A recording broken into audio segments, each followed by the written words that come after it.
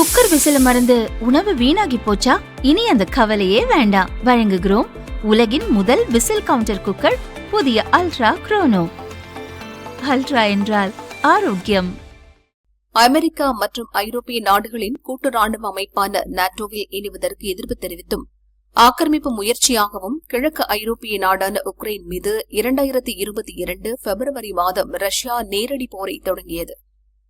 ஆரம்பத்தில் ரஷ்யாவின் கை ஓங்கினாலும் தற்போது அதன் ராணுவ இலக்குகள் உக்ரைன் மண்ணில் மிக மோசமான பின்னடைவை சந்தித்து வருகின்றன. கடந்த ஜூன் மாதத்தில் மட்டும் ரஷ்யா 39,490 வீரர்களை இழந்துள்ளது. ஜூன் மாதத்தில் கைப்பற்றப்பட்ட ஒவ்வொரு 1 சதுர கிலோமீட்டருக்கும் ரஷ்யா இழந்த வீரர்களின் எண்ணிக்கை 1298 என்ற அதிர்ச்சி தகவல் வெளியாகியுள்ளது. கடந்த ஆண்டில் இது 68 இருந்தது. மேலும் போர் தொடங்கியதிலிருந்து ரஷ்ய தரப்பில் பலி மற்றும் காயமடைந்தவர்களின் எண்ணிக்கை 14 லட்சத்தை தொட்டுள்ளது. கடந்த 2014 ஆண்டிலேயே உக்ரைனின் முக்கிய பகுதியான கிரீமியாவை ராணுவ பலத்தால் தன்னுடன் ரஷ்யா இணைத்துக் கொண்டது. உக்ரைனின் டொனெட்ஸ்க் பகுதியில் 80% கைப்பற்றியுள்ளது.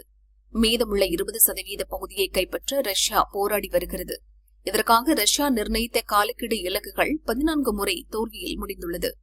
தற்போதைய மந்தமான வேகத்தில் ரஷ்யா முன்னேறினால் டொனெட்ஸ்க் முழுதையும் பிடிக்க ரஷ்யாவுக்கு இன்னும் 14 ஆண்டுகள் தேவைப்படும் என ராணுவ நிபுணர்கள் கணித்துள்ளனர். கடந்த ஆண்டின் முதல் 6 மாதங்களில் 2190 சதுர கிலோமீட்டர் பரப்பளவை கைப்பற்றிய ரஷ்யா இந்த ஆண்டின் இதே கால பகுதியில் வெறும் 622 சதுர கிலோமீட்டர் மட்டுமே பிடித்துள்ளது. அது மட்டுமில்லாமல் ரஷ்யாவின் எண்ணெய் சுத்திகரிப்பு நிலையங்களை உக்ரைன் கடுமையாக சேதப்படுத்தியதால் அந்நாட்டில் கடுமையான எரிபொருள் தட்டுப்பாடும் நிலவுகிறது. கடந்த சில வாரங்களாக ரஷ்யாவின் எண்ணெய் கிணறுகள், சுத்திகரிப்பு ஆலைகளை குறிவைத்து உக்ரைன் தொடர் தாக்குதல்களை நடத்தி வருகிறது. இதனால் ரஷ்யாவின் எண்ணெய் உற்பத்தி திறன் கடுமையாக பாதிக்கப்பட்டுள்ளது. உக்ரைனின் சாதுரியமான ராணுவ வியூகங்களும் பொருளாதார முடக்கமும் ரஷ்யாவின் அசுர பலத்தை மெல்ல மெல்ல வீழ்த்தி வருவதாக சொல்லப்படுகிறது.